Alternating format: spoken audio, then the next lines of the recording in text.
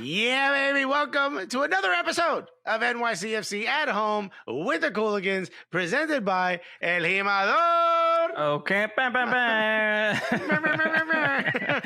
What's good, everybody? I'm excited about today's show. We have another incredible guest, Roberto Abramowitz of the NYCFC Spanish radio broadcast. And radio. Radio, okay? We're going to be rolling our R's today, okay? Just everybody, it's going to be a Duolingo sesh. Okay? That's right. You can tell that owl to relax with the notifications. We got you for today. No, man, but there's obviously we're coming off of a big win against Toronto. And we clinched the playoffs before it. Exactly. So thank you. We didn't even have to play. We could have been like, "Now we good. We made it." Thank you to the other teams that didn't do so well, but yeah. So a lot to look forward to. Our playoffs. A great guest. We'll take a look back at the match. We'll take a look forward to our next match, a Hudson River Derby. So let's get started.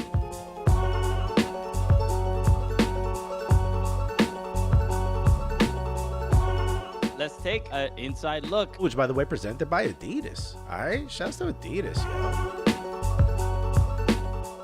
yo. Okay, let's take a look back at the match against Toronto. A 1-0 victory, a goal from Jesus Medina after a shot from Tati Castellanos, and a hell of a shot from Tati Castellanos. Yes, and I love it. I love it whenever you test a keeper from like that sort of 20 to 30 yard range. You know what I'm talking about? I love that because it comes out of nowhere. The keeper's like, "What are you doing?" I thought you guys did it down the wing and you came inside.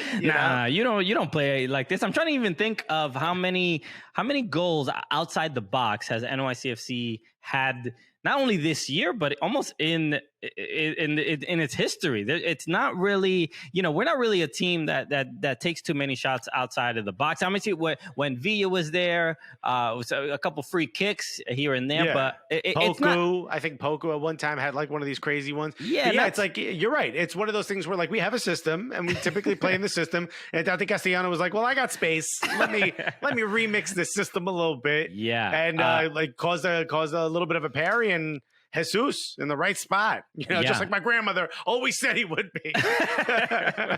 she knew from day one. Yeah, she always said Jesus will be there when you need him, and turns out she was 100% right. Hey, Nano ain't wrong. Okay, how'd she know Medina though? I was impressed with the game overall because there's players, again, we've mentioned this ad nauseum, right? There's been players that are out to injury, out to yellow card issues or whatever, and people are stepping up. And when it comes to players getting in that position and just following the system that is in place, and the chemistry is just clearly there. I've been so happy, honestly, to see. Not only Anton Tinnerholm be incredible and sharp, but also Matarrita. Matarrita has been absolutely vital to the success of the offense. I mean, he's putting in great crosses. He is not losing the ball. He there were a couple times where he was getting like double, triple teamed, and he was always finding a way to get the ball out and make a pass. And he's playing with a lot of confidence. They all seem to be. I thought you were going to say you're really excited just to see everyone getting along. And I'm like, all right. All right, Mom. Just happy. Yeah. The boys are having fun. And I think forget the standings. That's the important part. No, but I think you're right. I think, it showed again last night. You have to set up your team to stop Antoine Tinnerholm. Anton is his cousin. You have to set up your team to stop Anton Tinnerholm, which is insane. That's your right back. Yeah. But it just seems that whatever Ronnie Dyla's system is that they kind of all know to shift depending on who's where. And it creates these situations that are just so dangerous if you're a defender of the other team, because you're like, that's not my guy. He's over there now. Like, who am I? This is your guy. Why aren't you here? It's so confusing. And it's kind of there's moments where it's frustrating because like, you're like, are these pieces coming together? It seems like no one really knows, but once you look at it from a bird's eye view, it's like everyone kind of knows exactly what's happening. And no situation is better than the goal that Jesus Medina scored, because it's like, as soon as the ball gets parried, someone happens to be standing in the right spot, has all this space, gets a very easy shot on goal, completely uncontested, and that's a wonderful thing. It almost looked like Tati Castaño meant to do it. He's like, how about I pass it? But it's better directly. How about I bounce it off the keeper? You know what I mean? It's one of like those Bird and Jordan commercials, like off the truck, off the the Leaning Tower of Pisa into the net, whatever. Nothing but net. But no, impressive. Look, it was only a 1-0 victory, but Toronto is a team that always gives us trouble. And when they didn't create too many opportunities. I believe Toronto did not have one shot on goal, which you love to see. There were amazing stops from Maxime Chanot. It all worked out well. We don't see too many 1-0 victories for NYCFC. So this was nice. It brought me a little bit of sense of comfort going into the playoffs, because I think there's a lot of we can make some noise in the postseason. You know what I'm saying? And look, we've said it before, we'll say it again. It's the teams that get in the hottest. You know what I mean? Yeah. Who's hot right now? What are you wearing? You're wearing the standard uniform to play soccer? Ooh, okay. I like it. Ooh. Where did you pick this up? Is it bespoke? I think there's not many teams are coming in as hot as NYCFC if they can continue this form. Exactly. So I believe there's two matches left, and it can still affect some seeding when it comes to who we end up playing in the playoffs, right. and maintaining that not having to play in that playing game. So it doesn't look like we'll have a home match at this moment, but anything is possible. We're one win and we could be in third place. So it's crazy. So let's go to our interview. We got Roberto Abramowitz. All right, and our guest is here, and this is exciting because we actually get to see this man's face. not just hear his voice exclusively. Normally, it's just the sultry tones that we get to hear. Now we get to see the face that's part of it. And I wonder if this is going to shock anyone, because when you only hear someone on the radio and you finally see them, you know what I mean? You're like, what? Like when I was a kid and I saw what Angie Martinez looked like, I'm like, no, come on. Yes, our next guest looks exactly like Angie Martinez. Well, this is what I thought she looked like until I saw her. Ladies and gentlemen, you probably know him best from Soccer in the City and the NYCFC radio broadcast, the one, the only, Roberto Abramowitz, everybody. Thank you so much for having me. Nobody told me that this was a Halloween show, though. You guys are all dressed up. I mean, what the heck? Yeah, I'm wearing my sexy man soccer fan mask that I got from the Amazon. I'm dressed as one of the ball kids that are not allowed at the stadium. You know what I mean? So I'm breaking the rules. And meanwhile, I have a face for radio, but somehow you've managed to get me on here on camera. So I hope I don't break too many computer screens and phone screens. They're expensive right here. You're going to break the internet, Roberto. Thank you so much for joining us. Yes, you are the radio announcer for NYCFC for the Spanish broadcast, just to clarify. Obviously, Glenn Crooks usually does the English. You guys should swap. Greg Crooks is like, oh no, muy bueno golo. Yeah, something like that. I think that'd pretty much be it. It would be interesting to have Glenn on the Spanish side. Absolutely. But let's not forget the other guys too. So I don't work alone. It's not just me. I work with Ariel Judas, and Glenn works with Matty Lawrence and Tom Coker. So I don't want to, forget those guys who do such a great job as well. Okay, definitely. And I want to ask you just from the radio side, because radio is definitely when you hear radio broadcast, you feel I think fans feel a little bit more connected, I would say, in a different way to a team. I have a lot of memories of listening to like Mets broadcasts and Knicks broadcasts, and there's something to it where you feel like a more authentic New Yorker in some way. Like there's no Yankees without John Sterling. You know what I mean? It just doesn't exist. Yeah. I grew up a big Marv Albert fan. So, being a Knicks and Rangers fan, I listened to Marv Albert basically ad nauseum. And because A lot of the games were on cable, where at a time, now this might be dating myself a little bit, but where, cable wasn't terribly prevalent. So, when we have like Manhattan cable TV, and I don't know if you guys remember, but the boxes, you literally had to tune in the boxes, and they had channels 1 through 13, and then after that, it was just A through Z. So that's how how old the cable boxes were that when I finally did get cable. But for the most part, you listened to your little transistor radio, and you had it on 660 AM at the time, which was NBC, which is where the Knicks and Rangers games were. And so, I wasn't a huge baseball fan, but as far as listening to radio, Marv Albert, and I got to meet him. He was very, very nice to me because I got a chance to do the Knicks in Spanish for several years, from 1994 through like 2015. We did the Knicks, and that was exciting. A good chunk of the golden era there. I did. We got to see when they played Houston. So I started basically when the Knicks played Houston in the finals, and that was the John Starks 2 for 17. Mm-hmm. Okay. Yeah. Thanks for the reminder. Remember well. To live through it. You have to suffer through it too. Of course. But I want to know from the soccer side. It must feel a little bit different. And obviously we know soccer fandom is a little bit, probably, I don't know. Look, I don't want to compete with how passionate Knicks fans or Yankees fans or Mets fans are versus soccer. It's a different level, though. But when it comes to soccer overall, we know there's a fanatical fan base. How does it feel from the radio side, being able to, interact and communicate to those fans? I've got to say that the thing that affects me most right now is not having them in the stadium. Is not having the supporters, especially. Yes, all the fans, mind you, but the supporters especially. I really miss them. I miss the energy that they bring to the game, and all the singing, the dancing, and everything else that they do. They create an energy in the stadium that's contagious, and it affects the broadcast, because when you're feeling that energy, you transmit that energy.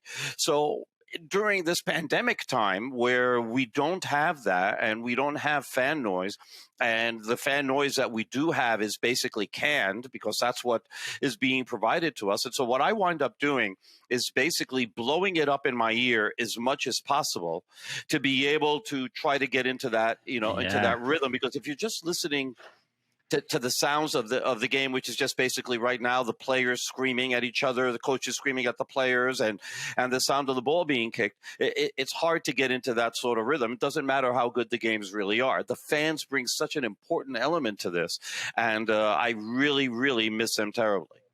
When you're calling a game, what is the line between you sort of being descriptive enough, because it's probably for folks that can't see the game, that may be working or doing something or driving at the time, you being too descriptive and not being descriptive enough. Because if I called the game, I'd be like, it's on his right foot and he tried to shoot, like I'd be trying to throw too much out there, because it's like the person can't see it. Like, you seem to find a great balance of being able to do that. How have you done that? It's a little bit of being exposed to the Latin American side of it, and hearing guys not only from Mexico, which is where I grew up, but I've heard radio broadcasts from Colombia, from Argentina, Peru, Spain. I've pretty much heard them all. And obviously, growing up in America in my latter years, when 13, through now, and listening to American TV and radio people, and sort of having a little bit of a hybrid. So I'm not a machine gun style, which is very prevalent throughout South America, and where they hype everything. Yeah. I'm not that. To me, it's more important to, more than anything else, be faithful to the fan of what's going on the field. But I want to paint a picture. I really want to, when I'm listening to a game, I want to know who's got the ball and where the ball is. And that's so important. Where is the ball? Should I start getting my hopes up that something is going to happen? Right? Because it's very, very different if Matarrita is bringing the ball up from the left side coming out of his area, right? And he's 30 yards from midfield. rather than Tinnerholm attacking the right side, about to crash into the box, and something might happen. So you want to know where that is.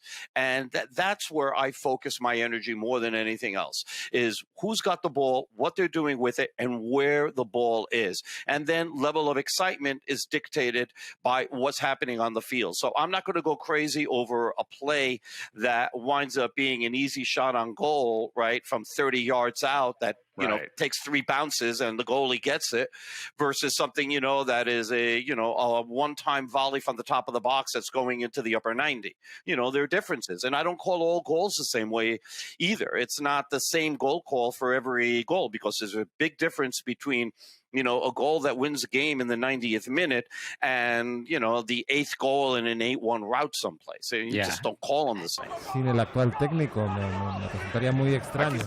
Perdonó, tiro, remate, gol de New York City.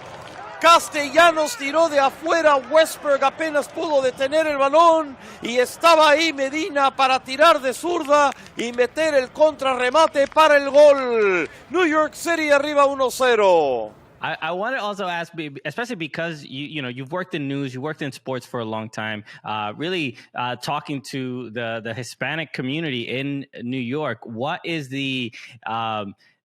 your relationship with that part of the Spanish speaking community in New York when it comes to them feeling welcome and the fact that we do have a Spanish broadcast for NYCFC fans?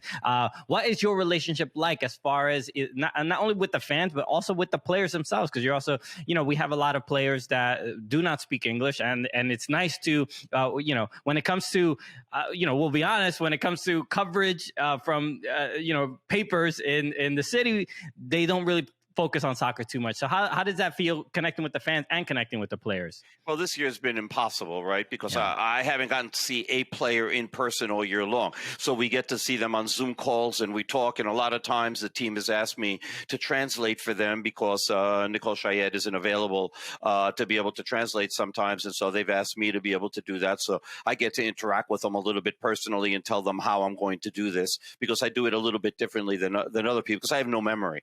My brain is basically made of Swiss cheese and everything just comes right out. So if they go on for more than like 15 seconds, I'm just like, I'm totally lost. I don't know where my brain has gone off to. So I'm telling them, look, I'm doing you sentence by sentence.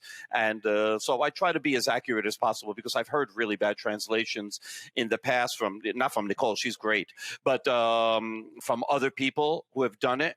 I remember once back in, I don't know, like maybe 10, 15 years ago, when Bruce Arena was in charge of the national team for the first time. And it was during the Gold Cup. And the people who handle him for the U.S. national team are very, very careful with the coaches and what they say and how they say it. And so then they had somebody from the Gold Cup who was translating for Bruce Arena. And it was just fiction what the guy was saying. It was absolute fiction. And so I went up to Michael Cameraman afterwards and I said, Michael, what's going on? I said, you're so careful about handling Bruce, and yet you let somebody else translate for him. And whatever Bruce said in English was not relayed to what all the people who are listening in Spanish. This guy said that Bruce is going to coach the Danish national team. I don't know. Did you know this? I wish it was that close. I wish it was that close. I had nothing to do. The guy's summarizing things that he's thinking that Bruce never said. I mean, Bruce it was crazy. is screaming. Bruce is like, this is an absolute atrocity. And the guy's like, he loved the game. And he thought it was great. It's something like that. But mostly Bruce talking, in Bruce sarcasm, because that's all Bruce talks in, right? Yeah. Bruce is fantastic. I love talking to him because, as a native New Yorker, and he's a native New Yorker as well. I mean, all he does is talk in sarcasm. And so you've got to take what he says with a grain of salt. We got a lot of people don't get that. I get it, but so it's fun talking to him. I love talking to Bruce. Okay. Speaking of the players, you've gotten to see this team up close, which we haven't, right? At times, at least. What do you think of the way the team has played so far? Right, you've called this game so much closer than we actually get to watch. And what do you think about us now that we've clinched in the playoffs? What do you think about our opportunities in the playoffs? How far do you think this team can go? It's so hard on the playoffs to be able to say, only because of the fact that, for instance, last year I thought that this was a team that had everything to be able to win it. and yet you commit 2 defensive mistakes and you wind up getting eliminated, right? And that's what wound up happening against Toronto. Chanot with a bad back pass with his head, Matarrita getting beat by Lorea down the end, down near the end line, taking him down in the box. That gives Pozuelo the chance for the penalty, and they score. So, it's hard in a way, in the NBA, I think it's a truer sense of what's a better team because you got to beat somebody 4 times in 7 games. Same thing with the NHL. And I think that winds up being a truer sense of who's better or not. So you have to be good during that day. You've got to be lucky during that day. You have to make sure that the referee doesn't call a penalty against you that may be iffy, or that there's an offside call that isn't erased by a bad VAR decision. That you don't trip in the box in a crucial moment. And those are the things that decide these games sometimes a lot more than who's the most talented team. So you never know. I mean, this team has enough talent, even the way it's constructed now. And I've been critical of the team for not getting reinforcements once Eber went down. Because aside from Tati Castellanos, you don't have another number 9. And Tati may not be getting on the score sheet, but he's doing so much work, so much physical work that he's doing there that's creating opportunities for others. What you like about New York is that you have Sean Johnson, who is one of the league leaders in saves. This is a team that defensively is normally solid. Yes, they allow shots, and Johnson is there to be able to stop them. So defensively, the team's solid, especially when you have Ring and Parks playing so well in front of the defense, and James Sands before he broke his right foot. So you feel confident that way, that the team is going to be able to win close games. Are they going to get games at home? It doesn't look like it at this point. And they're either going to play Orlando or Columbus in the playoffs, and they're going to wind up having to go there. And they've lost in Columbus and they've lost in Orlando this year. So, but at the same time, there's no reason why they can't win because they've won in both those places. And without fans in the stands, or limited amount of fans in the stands in those places, there won't be any in Yankee Stadium if there are any games. There isn't a real home field advantage anymore. If you play in Toronto, are they going to have that good maple syrup? What if they run out of the maple syrup in the diner? You get stuck. You get stuck. But they're playing in Hartford anyway. Oh, yeah, it's true. If you play in Montreal, are they going to be passive-aggressive to us when we leave in a very French style? They won't talk to you in English, I'll tell you that much. That is true. Well, yeah, there's very much a lot to look forward to.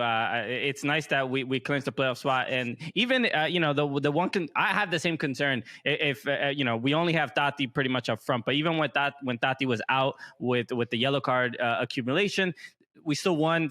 Team looked pretty good. Like we've kind of find ways to solve these problems. But yeah, we do not need any more injuries. We do not need any more players missing games. Wrap ball and bubble wrap. Okay. Absolutely. It's offense by committee. When you're looking at this team, you're looking at your best offensive player, or I won't say best. I should take that back. Your most effective offensive player is your right back. Yeah. It's Anton Tinnerholm. And just as how they designed the game when it was first invented. But so for instance, last night, Greg Vanney deployed Justin Morrow to play up front. I mean, that's not his position. He's not supposed to play left wing. And the point of Justin Morrow playing up front was to be able to try to contain Tinnerholm on the right side. And then Justin Morrow was quite dangerous, in the first half as well. But I mean, when you start focusing on who you're stopping in the game, and you say, that right back over there, we got to deal with him. Yeah. And that's kudos to Anton Tinnerholm, who's had a lights out season. He's been absolutely fantastic. Yeah. Okay. All right. Roberto Abramowitz, thank you so much for joining us. Everybody, make sure check out the broadcast, nycfc.com/radio. That's where you can catch Roberto. Or if you want it in Spanish, go to nycfc.com/radio. Radio, absolutely. nycfc.com/radio. There you go. So there you go. But also, guys can follow me on Twitter at Rob Abramowitz. So welcome there, and on Facebook at Roberto Abramowitz Oficial. All right, perfect. Roberto, thank you so much for joining us. Thank you guys so much. I can't wait to go see you guys doing your stand-up and everything. I know that Alexis did one the other day in the freezing cold. How did that go? I still can't feel my toes, but it went great. Roberto, thank you. All right, guys. Take care. Ciao. Take care. maybe let's do a little match preview presented by EA Sports. He's like, yo, who's next? Thank you so much to Roberto Abramowitz for joining us. We have a Hudson River Derby coming up, Alexis. This is huge. Look, the New York Rebels are at 29 points, right? They're 2 spots away, so they can't necessarily hop over us. But here's the huge thing. We could force them to have a play-in game. That's right. So that, I mean, obviously it would be a nice position to put them in. Look, a little bit of struggle, right?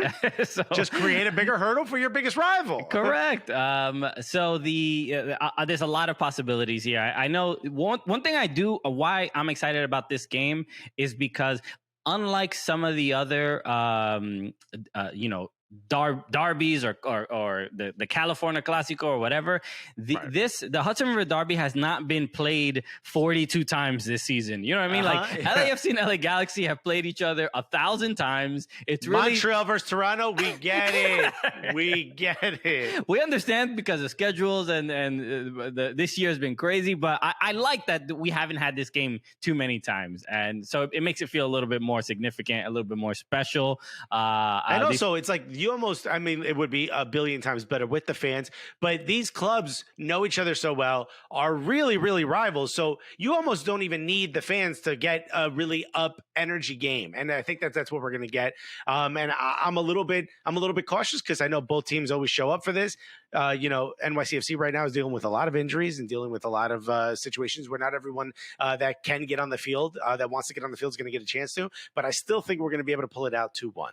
Okay, I expect I think 2-1 is a fair result. I think 2-1 is what it'll be. I think both of these teams are having some struggles just scoring goals. Rebels are in a bigger predicament, right? They've been scoring their goals in like the 85th minute and on in their last few games. Their center back scored in the 89th minute. Yeah, and so they haven't really looked offensively like too big of a threat. But as always, they're always a tough defensive team, especially in the midfield. And they always kind of figure out how to get in the way of a lot of our passes and things like that. So and they put a lot of pressure on you. They get you out of your game sometimes. So it's a tough team to go against, even if they're not banging on all cylinders. So I'm excited for it. Yeah, the match will this match will be at Yankee Stadium. So as opposed to our home field, Rebel Arena, as it was in the past. I mean, we kind of made it our home field, you know how it is. That match is on Sunday, November 1st at 7 p.m. Eastern time. Make sure to watch on Yes Network, and you can listen to the radio broadcast, of course, in English or Spanish, nycfc.com/radio. You can hear Roberto Abramowitz on the Spanish broadcast if you'd like to do that. So I'm excited about the match. A lot to look forward to. Yes, playoffs are coming right around the corner. Another NYCFC at home with the Cooligans in the books, presented by El Jimador.